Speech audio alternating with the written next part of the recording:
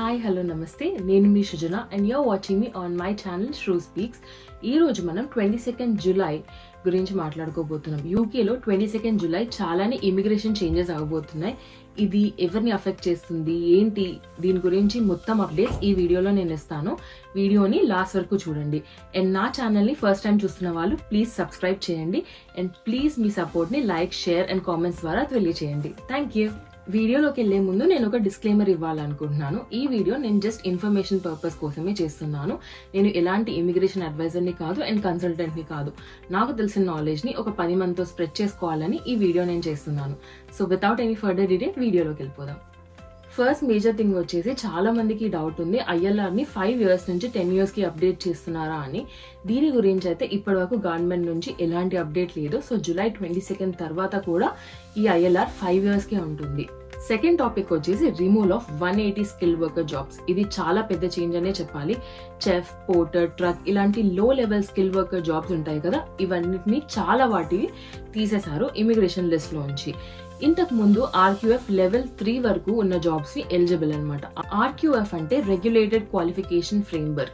మన దగ్గర లెవెల్స్ ఉంటాయి కదా, high school, primary, intermediate, bachelors, ఇలాగా ఇక్కడ ఆర్క్యూఎఫ్ లెవెల్స్ అని అంటారు. అయితే ఆర్క్యూఎఫ్ లెవెల్ 3 అంటే ఇంటర్మీడియట్ లెవెల్ వరకు ఉండేది. ఇప్పుడు ఆర్క్యూఎఫ్ లెవెల్ 6 చేశారు, అంటే బ్యాచిలర్స్ డిగ్రీ ఉండాలి. సో మినిమం బ్యాచిలర్స్ డిగ్రీ ఉన్న జాబ్స్ కి మాత్రమే స్పాన్సర్షిప్ అనేది ఎలిజిబుల్ ఉంటుంది. అయితే ఇక్కడ చాలా మందికి ఒక డౌట్ ఉంది, మనం బ్యాచిలర్స్ చేస్తే మనం ఒక జాబ్ కి ఎలిజిబులా, లేదా ఆ జాబ్ కి బ్యాచిలర్స్ అనే డిగ్రీ మినిమం క్వాలిఫికేషనా అని. సో దాని మీద ఒక క్లారిటీ ఇద్దాం అనుకుంటున్నాను. మీరు బ్యాచిలర్స్ చేస్తే సరిపోదు, ఆ పర్టికులర్ జాబ్ కి మినిమం క్వాలిఫికేషన్ బ్యాచిలర్స్ అయి ఉండాలి. అప్పుడే ఆ జాబ్ ని స్పాన్సర్షిప్ కి ఎలిజిబుల్ గా చేస్తారనమాట. సో ఇది మనకున్న షార్టేజ్ ఆక్యుపేషన్ లిస్ట్ లో changes. Third and main point వచ్చేసి కేర్ జాబ్స్. దీని గురించి ఐటీలో ఉన్న జాబ్స్ కంటే ఎక్కువ హైప్ ఉంది. కేర్ జాబ్స్ ని చాలా మంది మిస్యూజ్ చేస్తున్నారు, అది గవర్నమెంట్ కనిపెట్టింది.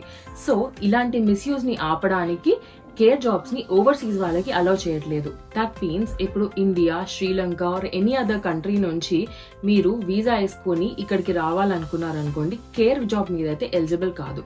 సో ఎవరైనా కేర్ ఏజెన్సీస్ కానీ లేకపోతే ఎలాంటి కన్సల్టెన్సీస్ కానీ మిమ్మల్ని కేర్ జాబ్ మీద యూకేకి పంపిస్తాము అని చెప్తే అది 100% ఫేక్, అస్సలు నమ్మకండి. జూలై 22nd తర్వాత ఈ మేజర్ చేంజ్ అనేది ఇమిగ్రేషన్ అప్డేట్స్ లో రాబోతుంది. మరి యూకేలో ఉన్న వాళ్ళ సంగతి ఏంటి అని మీరు నన్ను అడిగితే, యూకేలో కేర్ వర్కర్ కి స్విచ్ అవ్వడానికి 3 years వరకు ఛాన్స్ ఇచ్చారు. సో యూకేలో ఎలాంటి వీసా మీద ఉన్నా కూడా మీరు కేర్ వర్కర్ కి మూవ్ అవ్వచ్చు 2028 వరకు. కాకపోతే దీంట్లో ఒక చిన్న క్లాస్ ఏంటంటే, మీరు అట్లీస్ట్ 3 months అయినా ఎక్స్పీరియన్స్ ఉండాలి మీకు కేర్ లో. కేర్ జాబ్స్ లో ఇంకొక డౌట్ చాలా మందికి ఉండిపోయింది, అదే 6131 కోడ్. 6131 కోడ్ అనేది షార్టేజ్ ఆక్యుపేషన్ లిస్ట్ లో ఇంతకు ముందు ఉండింది. ఇప్పుడు అది చెయ్యట్లేదా, లేదా ఇంకా దానిలో రిక్రూట్మెంట్స్ అవ్వవా అంటే లేదు, అలాంటివి ఏం లేదు. 6131 అనేది ఇంకా ఉంది, కాకపోతే దాంట్లో మేజర్ చేంజెస్ చేశారు. 6131 ని ఎవరూ యూజ్ చేసుకోవడానికి లేదు, it's only made for registered nurses. ఇప్పుడు 6131 లో మీరు జాబ్ తెచ్చుకోవాలి అనుకుంటే you should either B recruited in NHS or any other government hospitals or any care with licensed registered nurse certifications. So అలాంటివి ఏమైనా ఉంటేనే మీరు ఆ 6131 కోడ్ లో రిక్రూట్ చేసుకోగలచ్చు. ఇంకొక మేజర్ అప్డేట్ ఏంటంటే, షార్టేజ్ ఆక్యుపేషన్ లిస్ట్ ని రీస్ట్రక్చర్ చేసి దాన్ని 2 విధాలుగా విభజించారు. ఒకటి ఇమిగ్రేషన్ సాలరీ లిస్ట్, ఇంకొకటి టెంపరరీ షార్టేజ్ ఆక్యుపేషన్ లిస్ట్. ఈ టెంపరరీ జాబ్ లిస్ట్ ఏంటి అంటే, ఆర్క్యూఎఫ్ లెవెల్ 3 నుంచి 5 వరకు ఉన్న జాబ్స్ ఎలిజిబుల్ కాదా స్పాన్సర్షిప్ కి అంటే, అవును ఎలిజిబులే, కాకపోతే ఇవి ఓన్లీ టెంపరరీగా ఎలిజిబుల్ అండ్ దీంట్లో డిపెండెన్స్ అలావే లేరు. సో ఎవరైనా వచ్చినా వాళ్ళు సింగిల్ గానే రావాలి, డిపెండెన్స్ అనేది అలౌడ్ కాదు. కానీ దీంట్లో ఒక చిన్న క్లాస్ ఉంది, ఇది నేను విన్నాను, ఇది ఎంతవరకు కరెక్టో అనేది నేను చెప్పలేను.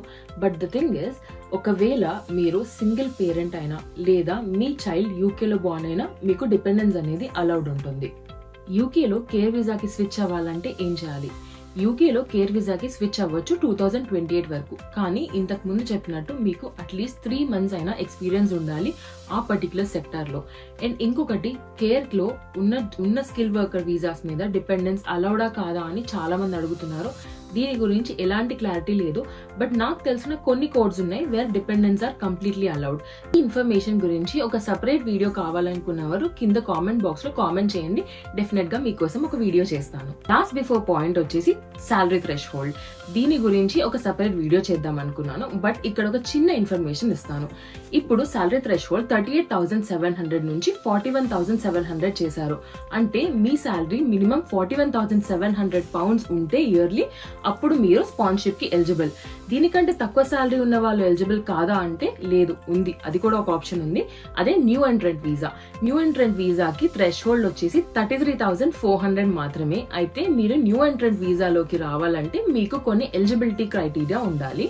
అవి ఏంటి అనేది నేను ఒక సపరేట్ వీడియో చేస్తాను. అది చాలా ఇంట్రెస్టింగ్ గా ఉంటుంది.